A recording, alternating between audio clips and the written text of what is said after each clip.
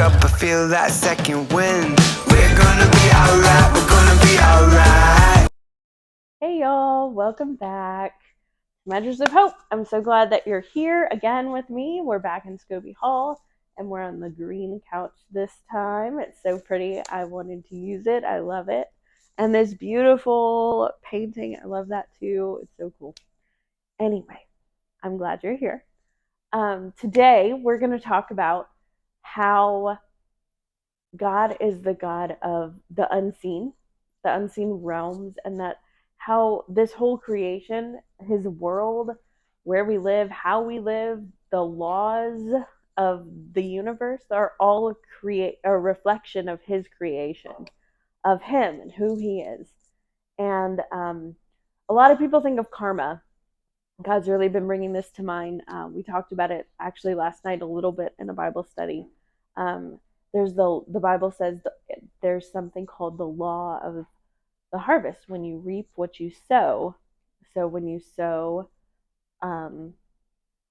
good things, you reap good things. When you sow bad things, you reap bad things. And a lot of people would call that karma, and it really does sound similar. And I think it's because God's laws are established in the world, in the universe. They're law, just like the law of gravity. Like if I drop something, it's gonna fall and hit the ground because gravity is a law.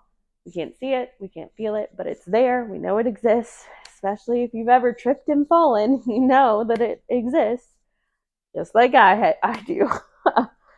But in the same way, God's laws, these principles that we see, like the law of the harvest, is the same way. We don't have to be a Christian to understand and see the concept of reaping what we sow.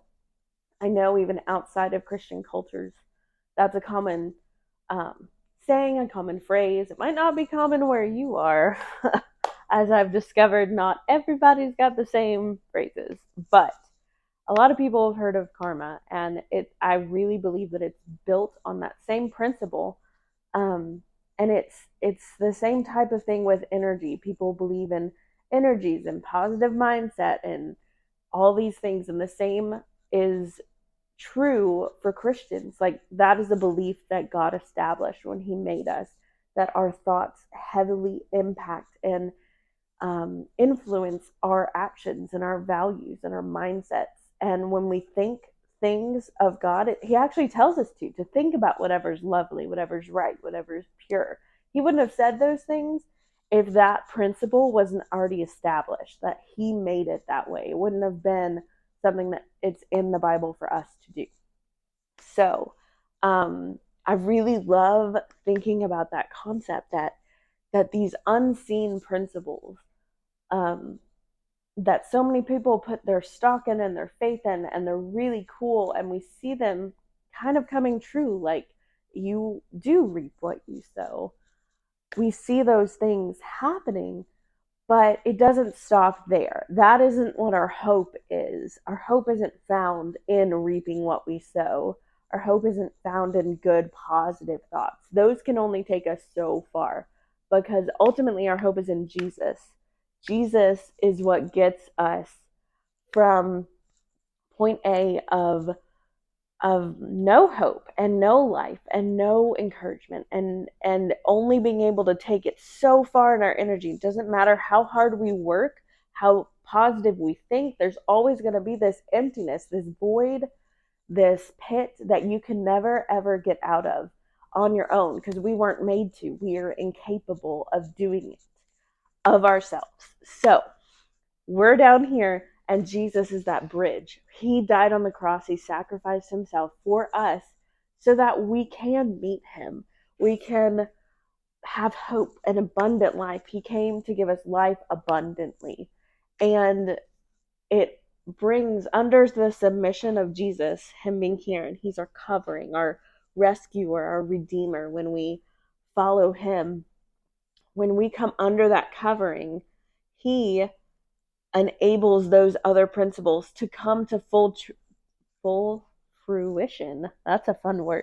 Hard to say, but a fun one. Anyway, it brings it to full fruition, meaning full ability, full concept. It brings it fully and able for us to reap the benefits because of Jesus. He's the one who made it. He's our creator. He made and established those laws. They don't work outside of relationship with him. They do a small, tiny bit. I'm not saying that, that you aren't going to reap what you sow if you don't know Jesus. You are. But you're not going to get the abundance and the richness and the fullness of what you reap and sow without Jesus. And you also miss out on the joy and the hope because, like I said a minute ago, you can only get so far. Your thoughts can only get so far. Your actions can only get so far. We are only good enough to go this high, and we need to be up here. And Jesus is that bridge. So I hope that you are encouraged this morning or this afternoon or evening, whenever you're watching. I hope that you're encouraged about how you fit in this world and in this creation and how these principles of God apply and fit in your life. And if you've ever wondered about them, how both things can be true and how it can seem like this whole karma thing is kind of realish. I've had friends struggle with figuring out how that fits, but not saying that karma is real. I'm saying the principle is real. Anyway, I hope that you get it, and I hope that you're encouraged. Also, please, please, please like and subscribe, please, and share. If you see this on Facebook, share it. It would mean the world to me because the more people that do that, the more people that this reaches, and I get to encourage and support and hopefully add a little bit of hope. All right, thanks guys. Bye.